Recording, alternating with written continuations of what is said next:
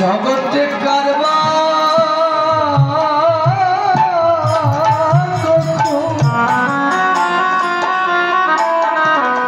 ডুবে যাবে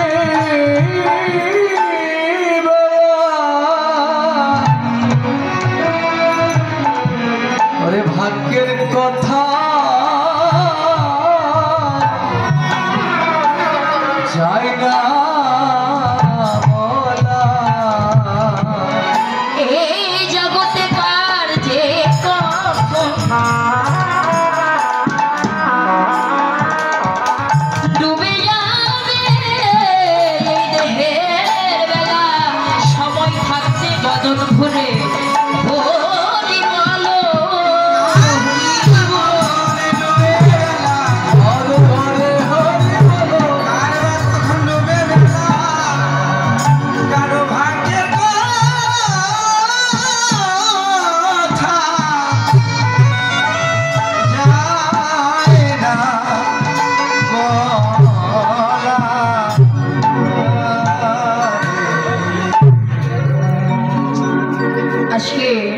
নদিয়ার চাঁদ গৌরহরি তিনি নিজেই ভক্ত ভাব অঙ্গীকার করে কলির প্রতিটি জীবকে উদ্ধার করবার বাসনা নিয়ে রাধা গোবিন্দের মিলিত বিগ্রহ রায় কোনো একাকৃতি হয়ে নদিয়ার ভাগ্যাকাশে উদয় হলেন। প্রভু নিজে ভাবলেন, নিজেই চৈতন্য হলেন। কেননা প্রভু ভাবলেন আমি তো ভগবান, আমি তো ঈশ্বর।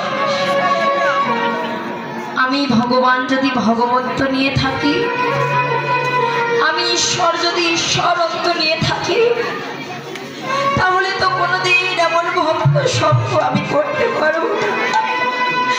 আমি ভগবান যদি ভগবত্ব নিয়ে থাকি, তাহলে কোনোদিন এমন ভক্তি সঙ্গ আমি করতে পারবো না।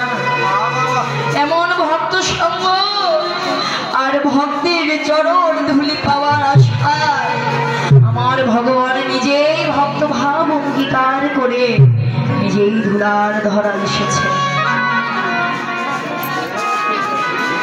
সেই আনন্দের মূর্তি নিয়ে, প্রেমের মূর্তি নিয়ে এসেছে। বললেন হেমশয়ে অতি গোড়া সুমধুর হাসথরা জগজনার নয়ন আনন্দ। প্রভুর সেই মাধুর্যমণ্ডিত মূর্তিটাকে দর্শন করে আমাদের ভজন দ্রষ্টা রাধা মোহন দাস লীলার এক প্রান্তে দাঁড়িয়ে বললেন হেমশয়ে অতি গোড়া। তুলনা করলেন আমার গৌরূপের কার সাথে? স্বর্ণের সাথে, সোনার সাথে তুলনা করলেন আমার গৌরহরি রূপের। কিন্তু বাবা, আমার গৌরহরির অপ্রাকৃত জগতের গৌর সোনা আর এই জড়জাগতিক জগতের সোনা, এই দুই সোনা কি কোনোদিনও এক? এই জগতের সোনা যারা স্বর্ণকার তারা কি করে? সোনাকে গলায় সোনা গলিয়ে বিভিন্ন প্রকার অলঙ্কার আদি তৈরি করে, যেগুলো আমরা মায়েরা কি করি? অলঙ্কার হিসেবে অঙ্গে ধারণ করি, যেগুলো আমরা